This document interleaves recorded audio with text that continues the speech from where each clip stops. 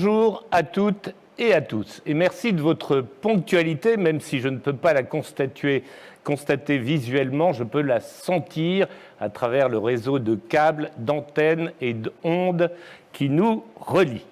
Alors, avant d'annoncer la première table ronde de cet après-midi, je suis très heureux d'annoncer un invité surprise, un invité de marque, et je vais demander à Denis Terrien, le président de Salesforce Europe du Sud, de l'accueillir pour nous. Il s'agit de Cédrico, secrétaire d'État chargé de la transition numérique et des communications électroniques. Denis, tu as la parole. Merci beaucoup, Olivier. Nous savons que l'attractivité de la France est un sujet cher à notre ministre du Numérique et qu'il a toujours apporté son soutien aux sociétés qui se mobilisent pour la défendre. D'ailleurs, le sondage Ipsos révélé ce matin nous l'a réaffirmé. L'excellence technologique de la France fait partie de ses atouts majeurs et sera l'un des socles qui nous permettra de retrouver le chemin de la croissance, de l'emploi et de la prospérité. C'est donc plus que jamais un honneur que de voir notre ami Cédrico, secrétaire d'État chargé de la transition numérique, des communications électroniques, ouvrir, même à distance, notre session de travail de l'après-midi. Monsieur le ministre, je vous remercie en notre nom à tous et vous laisse la parole.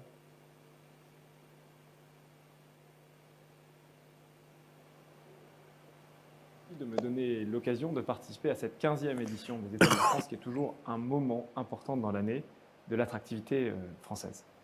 Il faut aujourd'hui que je vous parle et que je vous dise un mot de technologie.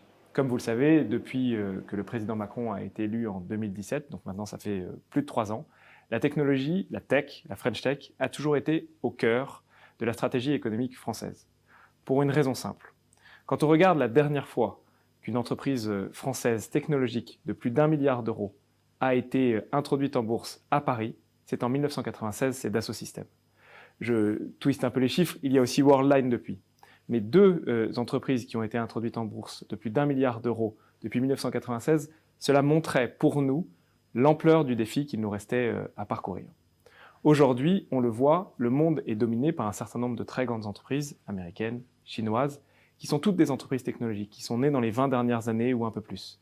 Et donc, si l'Europe, si la France veut faire en sorte d'être au bon niveau de compétitivité, si l'Europe, si la France veulent peser sur les échanges économiques mondiaux, mais aussi dans les débats souverains mondiaux, alors nous n'avons pas d'autre choix que de faire en sorte que la France et l'Europe soient des acteurs économiques et technologiques de premier plan.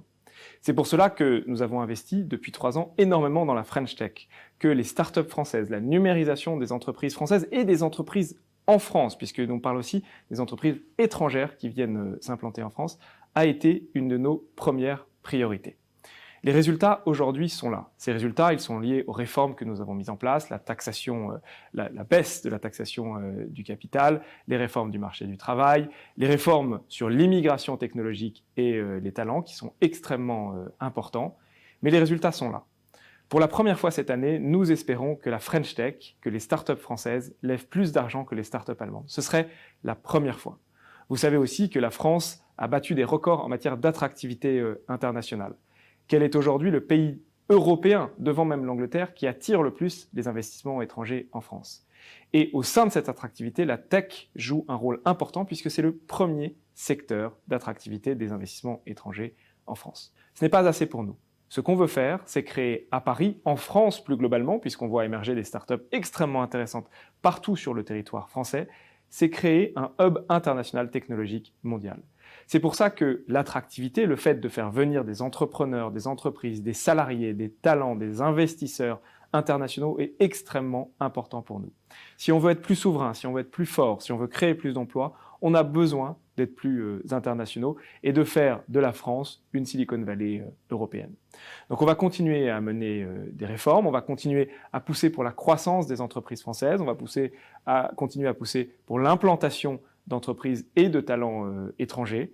C'est un axe absolument essentiel de notre stratégie, les talents, car comme je le dis souvent, la bataille pour l'intelligence artificielle, la bataille pour la technologie, c'est très souvent une bataille pour l'intelligence humaine. C'est pour ça, par exemple, qu'on a créé le French Tech Visa, qui est le visa technologique, le visa pour attirer des talents dans la technologie, qui est le plus ouvert du monde. On va continuer parce que nous ne sommes qu'au début de ce récit.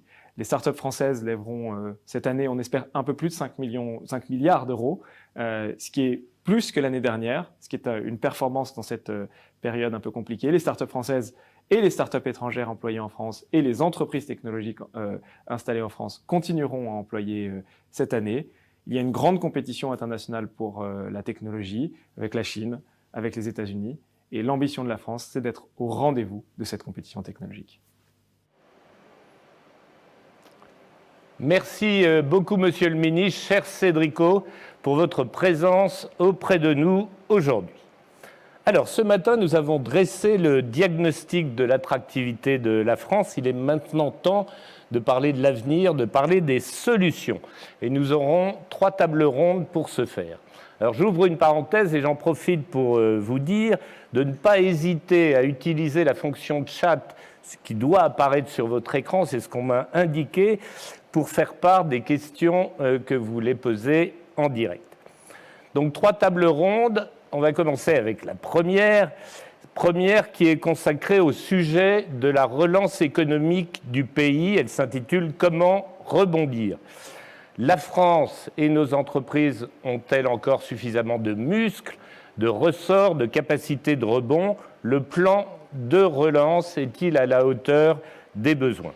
Je vais demander à Gaëtan de Lermide, président de Compass Group France, d'introduire et de présider cette première session de l'après-midi.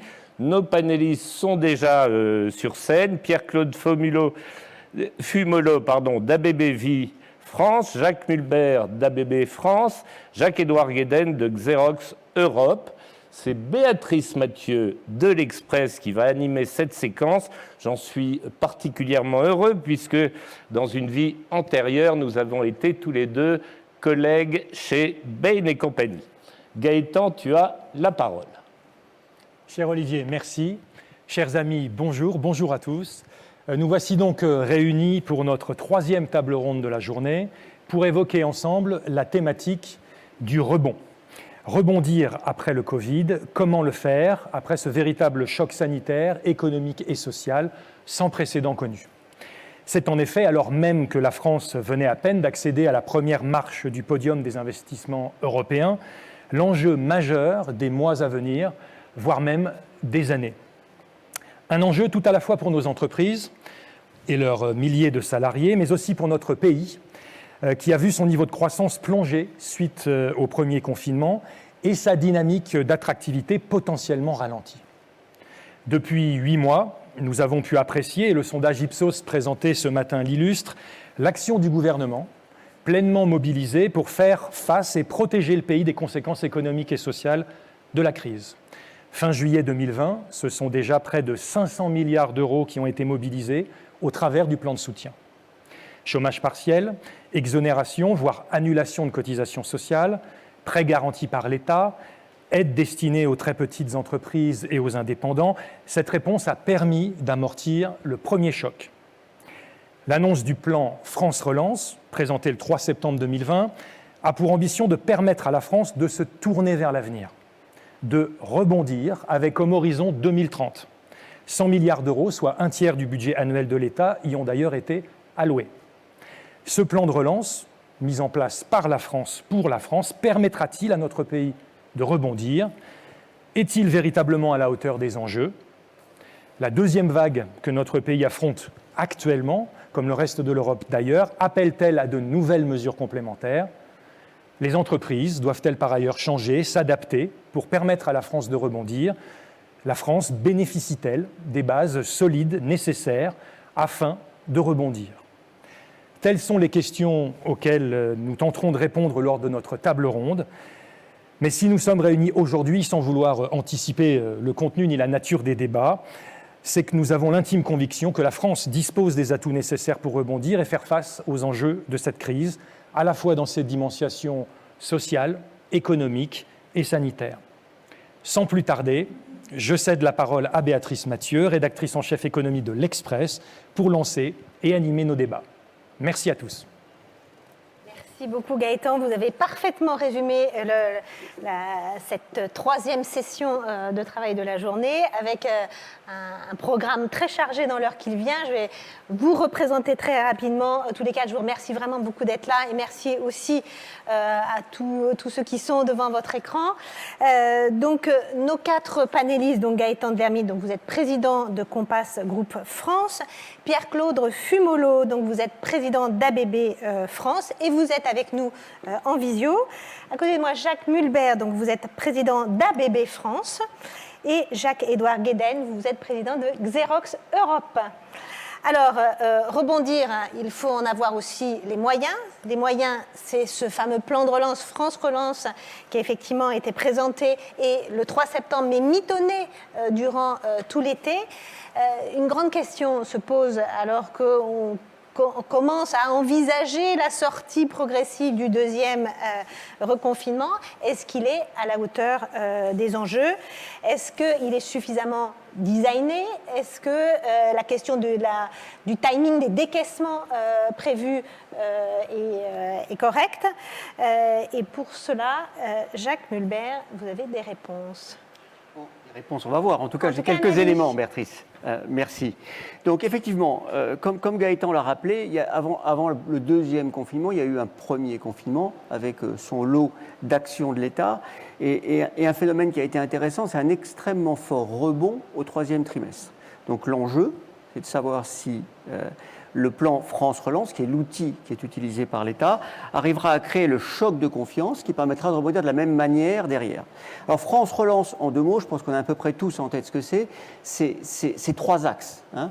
Un axe autour de 30 milliards qui est un axe autour de l'écologie, 34 milliards autour de la compétitivité et 36 milliards autour de la cohésion.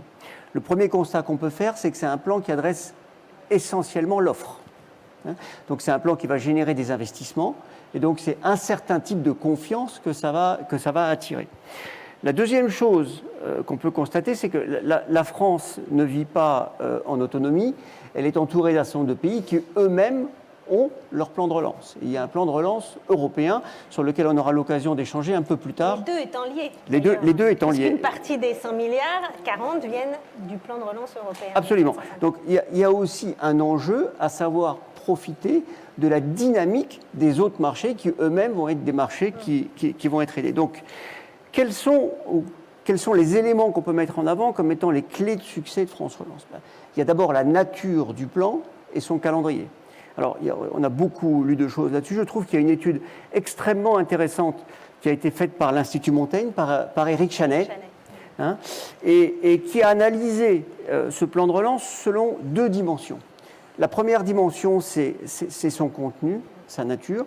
Et ce qu'il constate, c'est que sur les 100 milliards, il y a à peu près 20 milliards qui concernent le court terme, 45 milliards qui concernent le long terme, des investissements structuraux pour le long terme, et 35 milliards qui est un peu hybride. Quand il analyse davantage en détail, il y a en gros 68 plans d'action précis qui sont décrits dans ce plan de relance, et 50 concernent des actions de long terme. 18 des actions de court terme. Donc il en arrive quand même au constat que c'est un plan qui est plus de nature à transformer en profondeur notre tissu productif au sens large, hein, pas seulement manufacturing, plus que d'avoir une relance de très court terme. Le deuxième axe sur lequel il le regarde et qui est assez complémentaire, c'est le calendrier. Et le constat qu'il fait, c'est qu'il y a une quarantaine de milliards qui seront investis en 2021. Sur ces 40 milliards, il y a déjà 10 milliards qui sont les impôts de production, 25 milliards qu'on identifie très clairement autour du plan de relance, et puis il reste 5 milliards.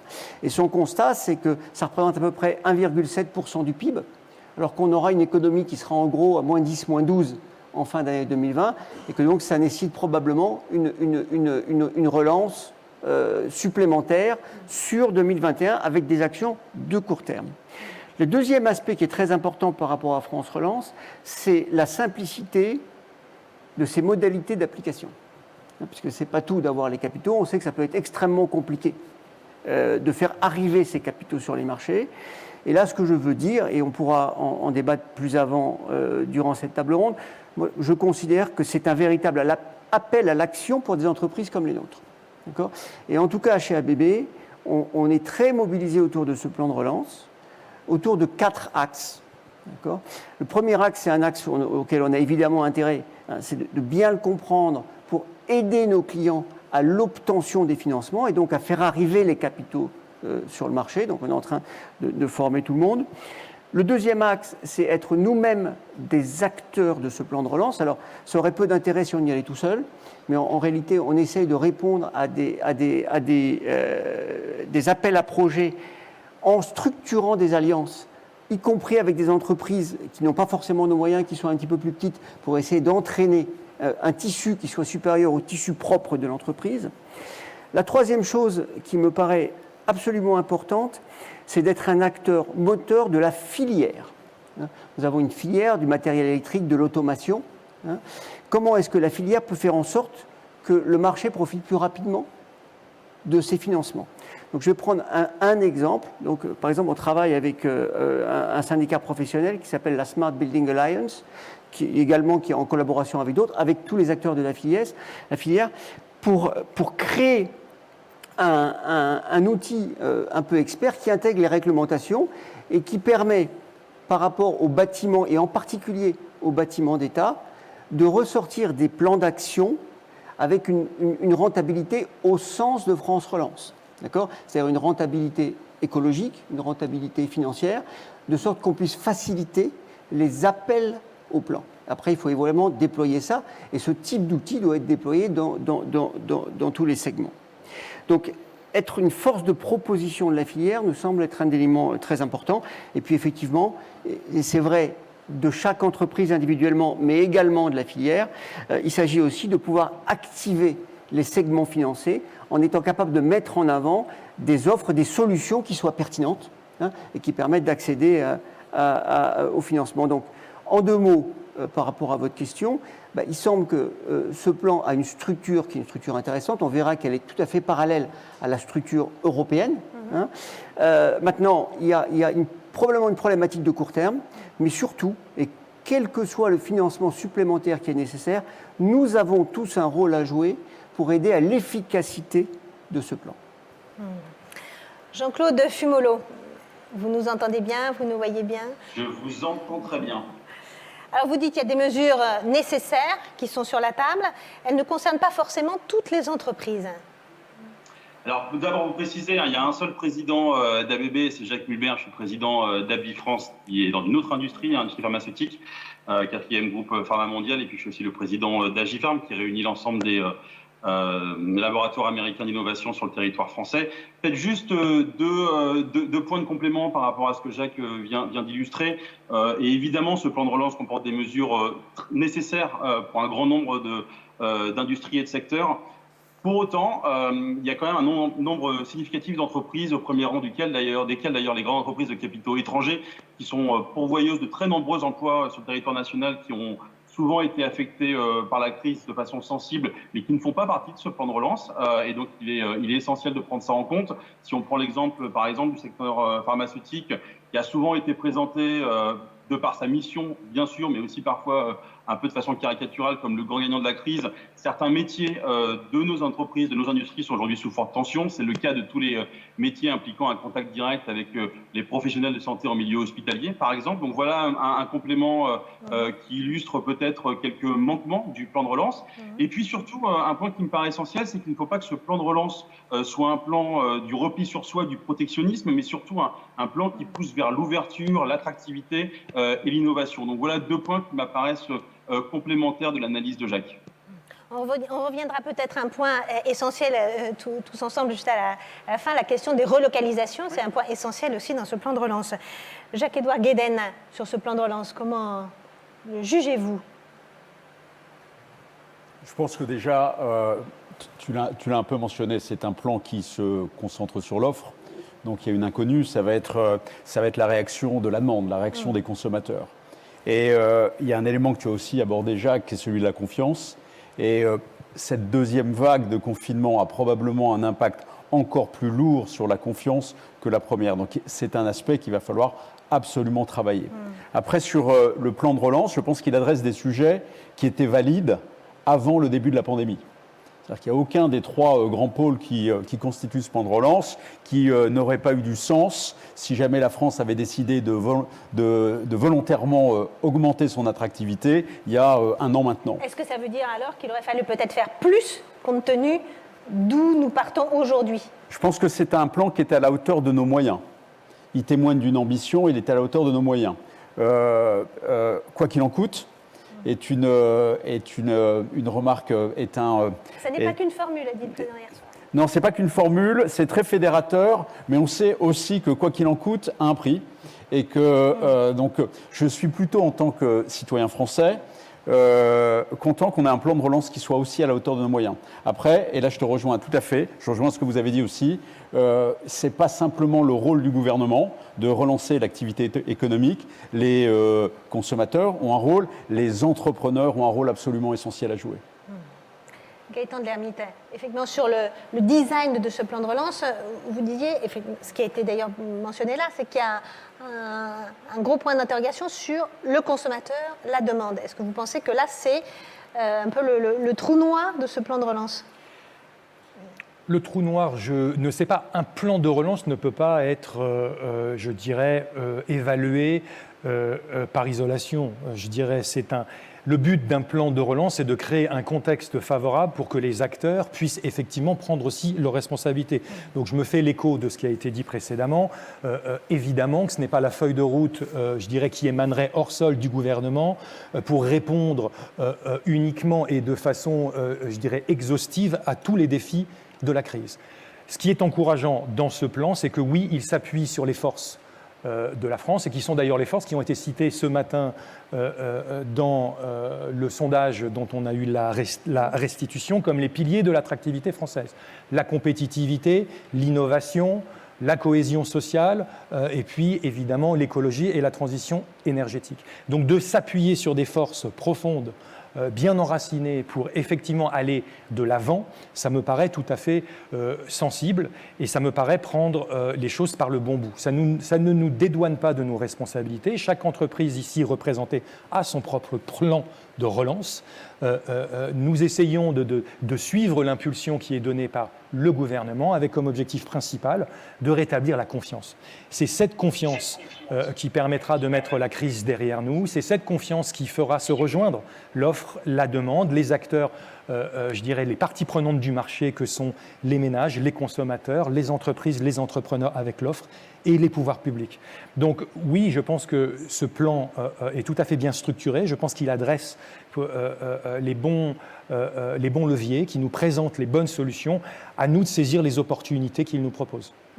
Alors, saisir les opportunités, justement, il y a deux points importants dans ce plan de relance et qui reviennent depuis le début de cette pandémie, c'est-à-dire la question de la souveraineté industrielle et autour de la réindustrialisation du pays, et la deuxième question, des questions de relocalisation. Tout ça renvoie derrière cela à la question de l'attractivité du site France.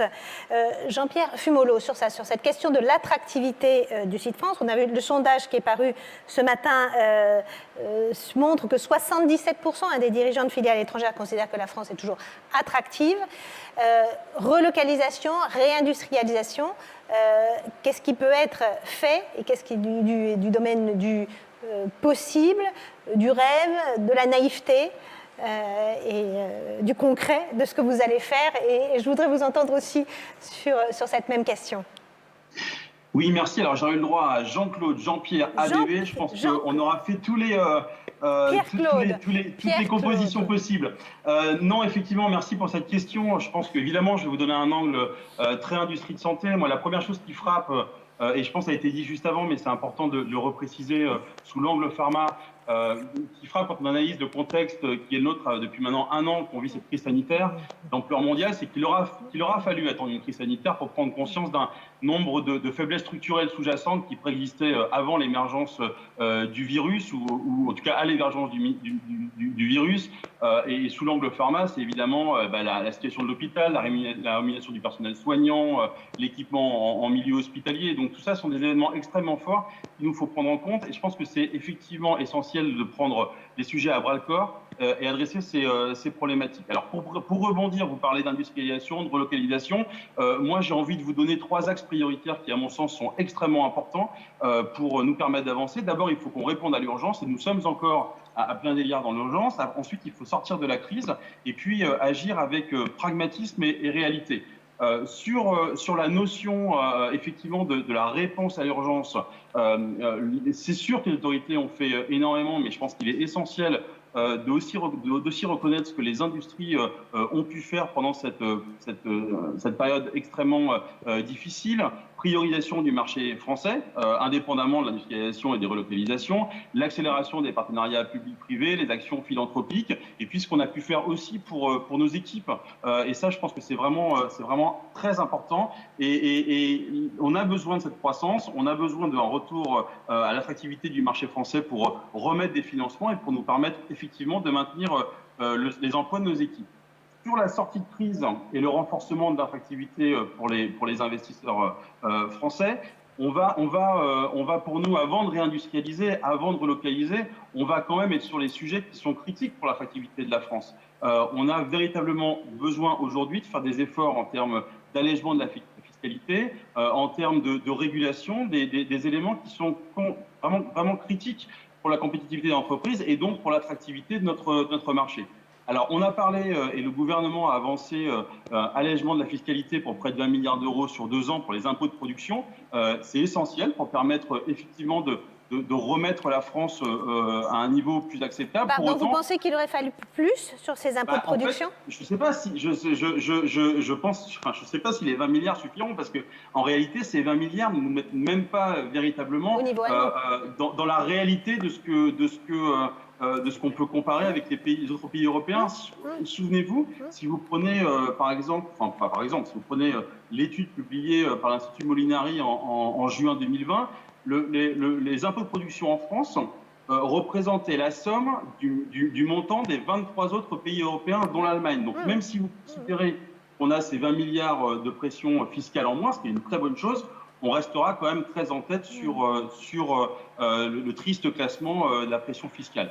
Et puis, la fiscalité, c'est une chose, mais ce qui compte aussi, c'est pour faire venir cette attractivité, pour nous permettre de réinvestir, c'est évidemment d'avoir une régulation plus prévisible, moins forte, un meilleur dialogue avec l'autorité de régulation, une norme qui est plus stable, et puis une stratégie pluriannuelle qui nous permet d'investir sur le long terme.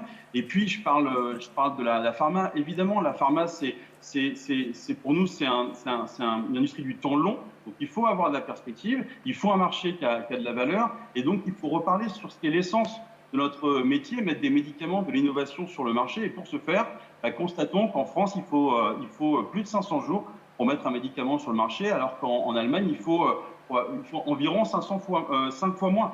Donc évidemment, l'attractivité, elle n'est pas que par les incentives fiscaux, elle est aussi par la réalité du marché.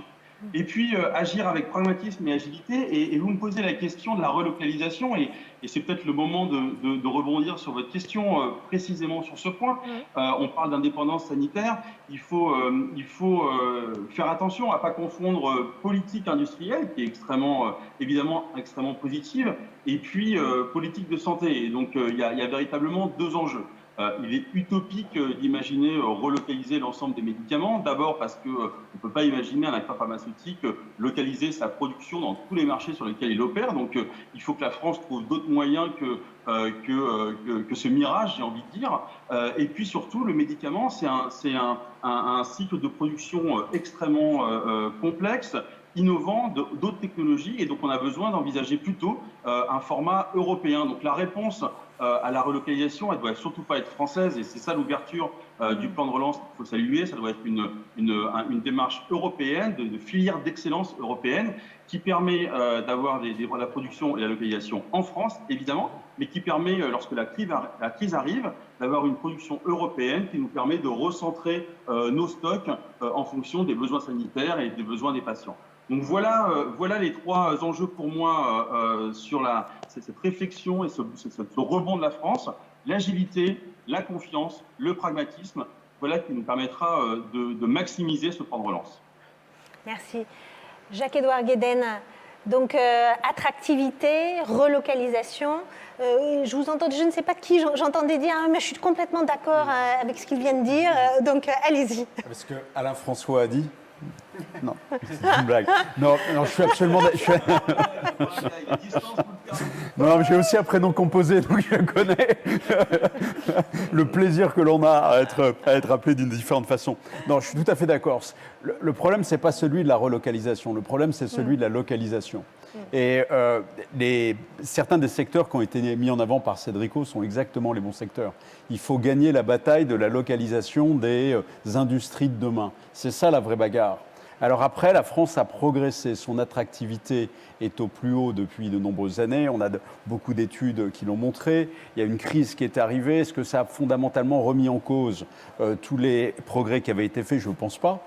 Je pense qu'il y a toujours le même risque social, fiscal qui existe en France, mais beaucoup d'initiatives ont été prises pour pondérer ces risques. Après, la sortie de la crise, ça veut dire aussi être capable d'accepter les impacts qui vont nécessairement ou très probablement ou très certainement arriver, qu'ils soient sociaux, sanitaires, politiques.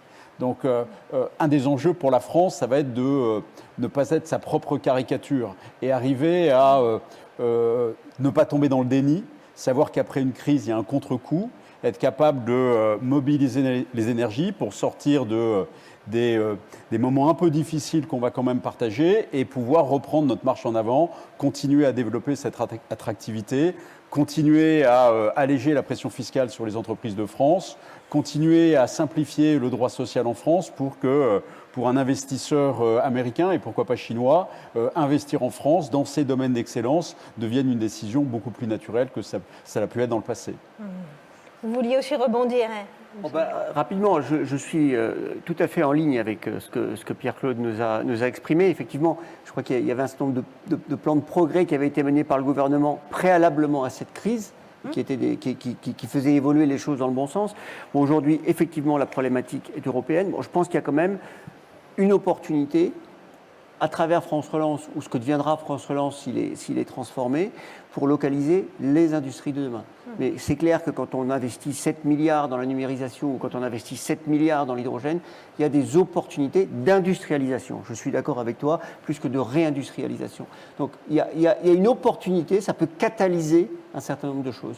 Le fait de faire revenir des industries sur un territoire français, je ne sais pas si c'est le sujet. Le sujet, c'est plutôt européen et de regarder devant.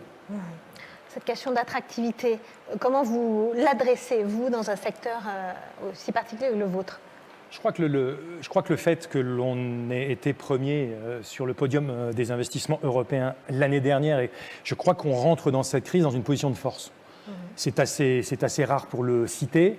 Et je crois que l'enjeu principal, ça a déjà été dit, mais ça reste la confiance. On ne veut ni tomber dans un optimisme évangélique qui serait celui qui nous empêcherait de confronter la réalité en face et ne pas retomber dans le French bashing ou dans le cynisme que l'on a pu connaître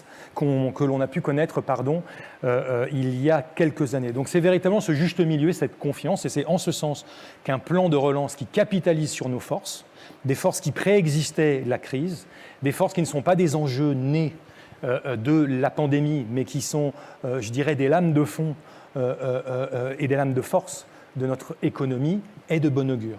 Je parle là encore de l'innovation. Cédric O en a parlé tout à l'heure, mais je rajouterai par exemple deux autres forces qui n'auraient pas forcément eu le droit de citer il y a quelques années. La première grande force, c'est notre jeunesse. On a une natalité qui se porte bien, on a la chance d'avoir, je dirais, un système d'éducation qui fait l'envie du monde entier, avec des universités, des grandes écoles. On a un vivier de jeunesse qui est à notre disposition. Et force est de constater que les entreprises, de plus en plus, prennent les moyens, effectivement, d'ouvrir leurs portes à cette jeunesse, quelle qu'elle soit et d'où qu'elle vienne. Et ça, je pense que c'est une grande force. Deuxième grande force, puisqu'il y a quelques années, on aurait, je dirais, fait l'objet d'un certain nombre de critiques, notamment sur les cortèges sociaux, les manifestations, les tensions, etc. Force est de constater aujourd'hui que dans ce contexte de crise, le dialogue social est constructif. Et on arrive à faire un certain nombre de choses dans nos entreprises qui n'étaient pas possibles de faire il y a quelques années. Donc tout ça, ça vient effectivement apporter de l'eau au moulin d'une attractivité qui, même en période de crise, doit non seulement nous laisser espérer, mais avoir confiance dans la suite. Alors, on parle beaucoup d'agilité, de transformation. Est-ce que cette crise, on a un peu la réponse dans la question, mais est un accélérateur évidemment de changement sur le numérique, de changement sur la responsabilité sociale, de changement sur le management. Jacques-Édouard Guéden, sur la nécessité aujourd'hui de changer. Les crises, c'est toujours un accélérateur de changement. En quoi celle-là est encore plus forte ? D'abord, sur le point, je pense que c'est dans la nature des entreprises de changer. Et la bonne nouvelle, je pense que c'est dans la nature des Français de rebondir. Donc, cette crise, elle a ceci de particulier qu'elle a été incroyablement brutale. Et en quelques semaines, l'économie s'est quasiment arrêtée dans beaucoup de secteurs, pas dans tous. On a certains de nos collègues qui ont bénéficié d'un afflux de demandes. D'ailleurs, suite à l'intervention du président de la République hier, on a déjà des messages sur les tensions que pourraient subir les gens qui acheminent les colliers, le dernier mètre. Donc, mais cette crise a été extrêmement brutale. Donc la première chose qu'elle a réussi à démontrer, c'est que les entreprises, bien aidées par le gouvernement d'ailleurs, ont été résilientes. Donc on a réussi à passer la première vague. Ce que cette crise démontre encore, elle a été brutale, et puis après, ça s'est un peu amélioré. On a eu des taux de croissance dans l'économie au troisième trimestre qui étaient au-delà des prévisions. Mais ce qu'on voit aussi, c'est que ce n'est pas suffisant. Donc il faut qu'il y ait autre chose qui se passe dans les entreprises. Donc l'innovation va jouer un rôle essentiel et central dans le développement des entreprises. Et dans les domaines, on a beaucoup parlé de technologie tout à l'heure. Donc quand on parle d'innovation, je pense qu'il est légitime de parler d'innovation technologique. On parle de la digitalisation de l'économie. D'ailleurs, il y a un certain nombre de processus, aussi bien à l'intérieur des entreprises que dans les entreprises en rapport avec les administrations, qui ne sont pas vraiment compatibles avec un monde plus numérique. Mais ça, on sait que ça fait partie de la simplification de l'État. Mais je pense que les innovations doivent aussi sortir du champ uniquement des technologies.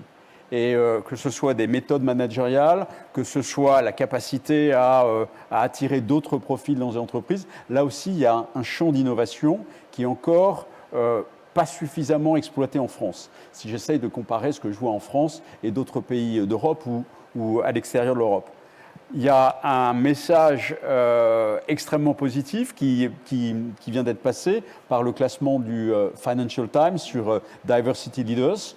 Et j'étais, en tant que Français, extrêmement fier de voir 2 entreprises classées dans les 5 premières. La première entreprise, la plus diverse d'Europe, est Biocop. Et 5e, on trouve une entreprise qui n'est pas du tout dans le même secteur, c'est Hermès.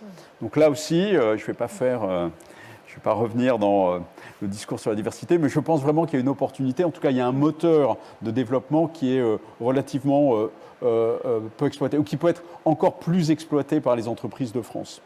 Et mon dernier message, est-ce que les entreprises doivent changer ? Alors, ça a été dit, elles ont été résilientes, maintenant elles doivent devenir agiles.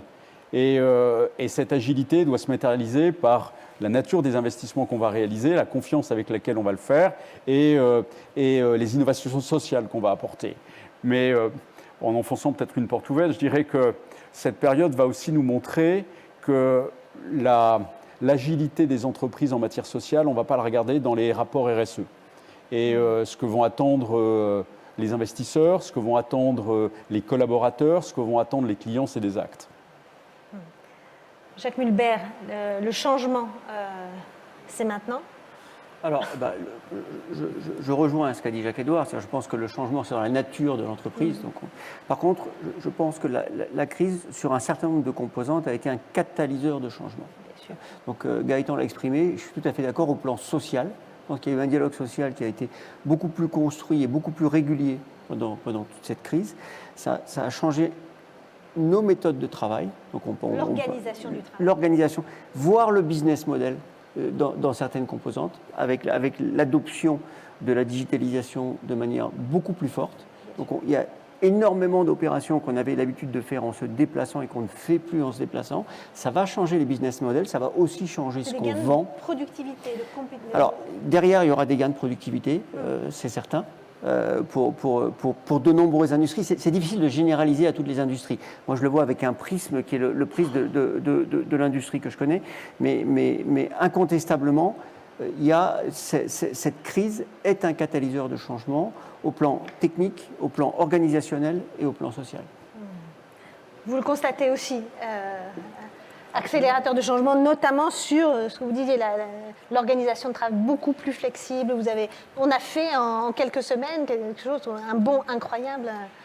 Effectivement, mais rien n'a été inventé par la pandémie. C'est-à-dire que toutes ces dynamiques, elles étaient lancées avant. Elles étaient moins prégnantes, elles étaient moins présentes, mais la crise les a accélérées. Donc, on se rend compte aujourd'hui, pour une entreprise comme Compass Group France, une entreprise de service, notre enjeu principal, c'est celui de l'exécution. C'est celui du déploiement des solutions qu'on avait déjà préparées ou de façon complètement aboutie ou encore embryonnaire. Mais la crise nous force à les déployer sur une échelle beaucoup plus grande que celle qu'on envisageait depuis le départ. Donc c'est en quelque sorte une opportunité. Je vous donne 2 exemples. On a créé une première mondiale, on a lancé une caisse autonome qui s'appuie sur l'intelligence artificielle pour l'encaissement des repas, des plateaux, qu'on a développé il y a maintenant 2 ans, qui avait eu le droit d'être déployé, je dirais, sur une dizaine de sites. On regarde aujourd'hui plus d'une centaine de sites en termes de déploiement. Parce que évidemment, c'est devenu une réponse naturelle à la crise. On est repassé aussi, par exemple, dans pas mal de nos restaurants ou dans nos cantines, un service à la place où on peut commander à partir de tablettes, de téléphones et autres. Les protocoles sanitaires qui nous sont imposés aujourd'hui ont accéléré ce déploiement-là. Donc ce sont des idées qu'on avait eues avant, mais que l'on a accélérées pendant et après, et qui sont des solutions de sortie de crise, mais qui ont été pensées avant. Donc oui, la crise est un accélérateur de transformation. Et oui, les entreprises qui avaient déjà capitalisé ou imaginé des idées de demain, qui avaient déjà préparé demain, se trouvent projetées un peu plus rapidement dans ce demain qu'elles avaient finalement déjà imaginé. Pierre-Claude Fumolo, sur cet accélérateur, vous l'avez forcément aussi, vous ressenti dans cette industrie particulière du médicament. Oui, évidemment, et sans bien sûr mettre de côté le drame humain, économique, social généré par la crise. À plein d'égards, malgré tout, la crise a apporté des éléments extrêmement positifs dans nos entreprises. D'abord, en tant qu'industriel du médicament, vous n'imaginez pas la fierté de nos équipes qui ont distribué du médicament, qui ont assuré un impact fort auprès des patients. Et donc, évidemment, sur une industrie qui est parfois pas à son bon niveau d'image et de réputation, une fierté extrêmement forte qui se traduit dans l'engagement, dans la mise en œuvre de notre R&D. Donc ça c'est un point extrêmement fort. Je pense que le deuxième sujet aussi, c'est que sur le plan du grand public et même sur le plan, je pense, de l'ensemble de la société française et plus globalement dans le monde, ça a remis aussi l'industrie pharma à son bon niveau. La sortie de crise, malgré tout, passera par un traitement ou par un vaccin. Et donc, ça remet cette industrie véritablement à son bon niveau. Sur le plan externe aussi, dans les interactions qu'on peut avoir avec l'autorité française, évidemment, on tire le meilleur de ce qu'on voit ailleurs. Et depuis la crise et depuis le mois de mars, on voit une relation très forte qui se crée entre les industriels, les autorités de santé pour accélérer le développement, pour faire du partenariat privé-public. Vous avez tous évidemment en tête l'essai Discovery de l'INSERM qui a testé en début de crise un nombre assez important de médicaments pour essayer de trouver une solution thérapeutique. On a réussi à mettre en place les essais en près d'une semaine, là où en France, d'habitude, il faut près de 3 mois pour mettre en place un essai thérapeutique. Donc voilà, c'est très juste ce qui a été dit avant. C'est un accélérateur de ce qu'il y avait de meilleur chez nous, ce qu'il y avait de meilleur en France. Et il faut garder ce point-là très positif, indépendamment, j'ai envie de dire, de tout le drame qu'il y a autour de cette crise.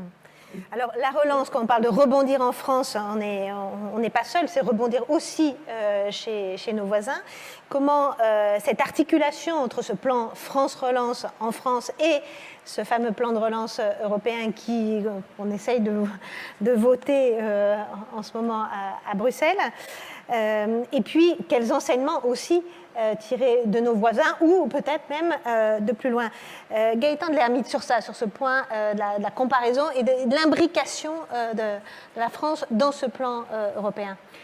Alors, Déjà, je pense que c'est une très bonne chose que l'Europe s'est réinvitée dans la solution quelque part, parce que finalement, le choc et la brutalité de la crise ont généré un petit retour des frontières. On a assisté quand même à autant de réponses en Europe qu'il y a de gouvernements, toutes inspirées de dynamiques, je dirais, similaires, mais pour autant, je dirais, le reporting des grandes sociétés multinationales dont nous faisons partie ont finalement observé un espèce de classement européen entre leurs filiales de la pertinence de la réponse qui était proposée dans chaque pays. Donc ça a été intéressant. Et je pense que c'est intéressant que l'Europe se réinvite dans ce plan-là pour effectivement faire entendre la voix de l'Europe dans la reconstitution et dans la reconstruction du modèle. Maintenant, on peut s'inspirer d'un certain nombre effectivement de mesures qui ont fait surface à l'étranger et j'en retiendrai une. J'en retiendrai une qui est la baisse de TVA temporaire qu'on a pu constater en Allemagne. Je sais qu'on a tendance à toujours se surcomparer, si le terme existe, à nos voisins allemands. Le but n'est pas là non plus de faire du French bashing ou d'expliquer que l'un ou l'autre, je dirais, est supérieur, mais plutôt de se dire qu'il y a une réflexion qui a été faite sur la dynamique d'articulation entre l'offre et la demande. On l'a dit tout à l'heure, notre plan France Relance, je dirais, taille la part du lion quelque part pour la défense de l'offre, pour la relance de l'offre. Je pense qu'il est important de se poser des questions sur la relance. Les ménages ont un rôle à jouer. On a vu ce matin qu'il y a une épargne supplémentaire qui s'est accumulée ces derniers mois, que certains ménages ont recommencé depuis le mois de septembre ou depuis cet été à reconsommer. Je crois que c'est un élément important du plan et qu'il nous faudra encadrer ou non par France Relance, mais qu'il nous faudra, je dirais, aller stimuler et aller convaincre les ménages et les consommateurs de l'état de confiance dans lequel nous nous projetons. Donc vous avez une piste, une baisse de TVA ciblée ou pas? Je relève simplement que c'est une piste qui a été mise à l'honneur par nos voisins allemands, qui peut être une piste intéressante pour effectivement relancer la dynamique de consommation. Il est important effectivement que cette consommation reparte. Il ne sert à rien de travailler sur l'offre si effectivement elle ne débouche pas sur une demande renforcée. Donc je pense que ça peut être effectivement un élément de réflexion. Une remarque sur la piste allemande ? Pas spécialement. Pas spécialement. Pierre-Claude. On en revient quand même à la problématique du court terme et de la consommation. Bien sûr, oui, tout à fait. Tout à fait. Oui. Si vous voulez essayer de dresser le parfait pays européen, ça serait un pays qui aurait le sens de l'anticipation allemand, la santé de son système de santé, son jeu de mots, son pragmatisme, parce qu'à côté d'une loi d'offre, il faut une loi de demande, la cohésion sociale suédoise. Et je pense que souligner la responsabilité et la capacité de réaction du gouvernement français pourrait utilement compléter cette image du parfait citoyen européen. Après, c'est vrai que, vous l'avez dit, vous l'avez souligné, le plan européen est encore en cours de discussion. Est encore en cours de discussion. Pierre-Claude Fumolo, sur l'aspect européen, là, l'Europe, ça avait quand même pas très bien commencé au début de la pandémie. Là, on voit que c'est la Commission européenne qui gère l'achat en fait des vaccins. C'est un signal incroyable pour la construction européenne. Votre avis sur ça, sur l'échelon européen? Pour le médicament, l'échelon européen a toujours été extrêmement fort. Les médicaments sont approuvés d'abord et avant tout au niveau de l'IMIA, donc sur un format européen, et ensuite il y a une déclinaison par pays. Donc nous, on est habitués, on est très attachés à cette dimension européenne, et on parlait de production, donc c'est évidemment très lié. Et en plus, la dimension européenne, et c'est vraiment un point important, va devenir encore plus important dans les mois qui viennent, en particulier pour la France, puisqu'on va prendre la présidence de l'Union européenne au premier semestre 2022. Donc il y a tout intérêt vrai et il faut engager et accélérer ce qui est mis en œuvre pour la pharma pour le médicament depuis très longtemps, ce qui trouve sa pleine réponse et qui trouve une pleine réponse en particulier sur les vaccins, vous le disiez, mais également sur la recherche clinique. Ça a été fait sur Recovery, Discovery, tous les essais transfrontaliers européens ont permis d'aller plus vite en termes de recherche et développement. Alors l'Europe, c'est formidable et on parle d'autres modèles, donc c'est intéressant. En plus, moi, je suis un président d'une entreprise américaine en France, donc je regarde aussi évidemment ce qui se fait aux US et j'ai envie de vous donner un exemple qui, je pense, peut inspirer encore plus la France. Ce qui fait la force des US aussi, c'est le pragmatisme et la capacité à mener des partenariats publics-privés extrêmement forts. Peut-être avez-vous entendu parler du BARDA, qui est un modèle extraordinaire de coalition privée-publique qui permet d'accélérer l'innovation. Et quand on connaît le formidable réservoir français en termes d'excellence académique, de qualité de main-d'œuvre, de recherche clinique, on a envie, au-delà de tout ce qui a été créé ces derniers mois de par la crise, d'aller encore plus loin, de créer cette confiance entre le privé et le public, de dépasser nos clivages et nos caricatures assez régulières pour mettre en œuvre ce que parfois l'Amérique, au-delà de l'Allemagne, fait mieux que nous. Sur l'Europe, permettez-moi d'ajouter 2 mots, enfin 3. Un élément de complexité et 2 éléments de réjouissance. Donc la complexité, c'est effectivement de faire accoucher ce plan et de circonscrire la difficulté que constitue aujourd'hui l'opposition de la Hongrie et de la Pologne. Mais il y a quand même 2 éléments réjouissants et qui font que cette crise peut aussi être un catalyseur d'évolution de l'Europe. Le premier, c'est l'ampleur du plan. 750 milliards d'euros, c'est 5 ans de budget européen. En parallèle, on a négocié 7 ans de budget, c'était 1074 milliards. Donc c'est d'une ampleur colossale. Deuxième chose, c'est que la solidarité européenne telle qu'elle a été manifestée là, s'est manifestée pour la première fois. Avoir 390 de ces 750 milliards qui soient de la subvention, c'est-à-dire de l'aide qui est apportée par des pays à d'autres, est une nouveauté. Et évidemment, on se met tous à rêver du fait que c'est le début d'une Europe qui est autre chose qu'une Europe économique, que ça peut être une Europe politique, que ça peut, etc., etc. En tout cas, c'est une vraie évolution. Donc, pourvu qu'on circonscrive rapidement la problématique de l'adoption du plan, mais le plan lui-même contient en lui-même un certain nombre de réjouissances. Peut-être un dernier élément sur l'hors-Europe. On a évoqué l'Europe et l'Amérique, évoquons l'Asie. D'accord ? Donc en Asie, la problématique a été totalement différente. Et on voit que les pays asiatiques ont rebondi dans leur grande majorité, parce que c'est faux de mettre l'Asie dans le même panier, beaucoup plus rapidement que nous. Et je pense qu'il y a une raison de fond. C'est que ces pays gèrent depuis longtemps le risque épidémique, le risque pandémique, comme un grand risque, au même titre qu'ils gèrent les risques climatiques, etc. Et ils sont passés à travers différentes épidémies, alors que nous, ça ne nous est pas arrivé depuis longtemps. Donc je pense qu'il y a aussi une bonne leçon à tirer de ça, alors qu'il y a plus une leçon d'État. C'est de considérer maintenant, et je pense que ce ne sera pas compliqué de le faire, le risque épidémique comme étant un grand risque national et international à gérer.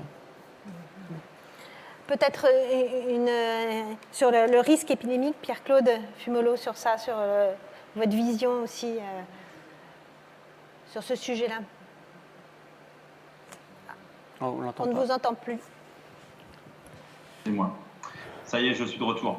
Non, effectivement, je suis vraiment d'accord avec ce qui vient d'être dit sur la priorisation de ces risques et la gestion de ces risques. Moi, je pense, en toute objectivité, que ça va nous ramener aussi encore une fois, à cette notion d'agilité sanitaire.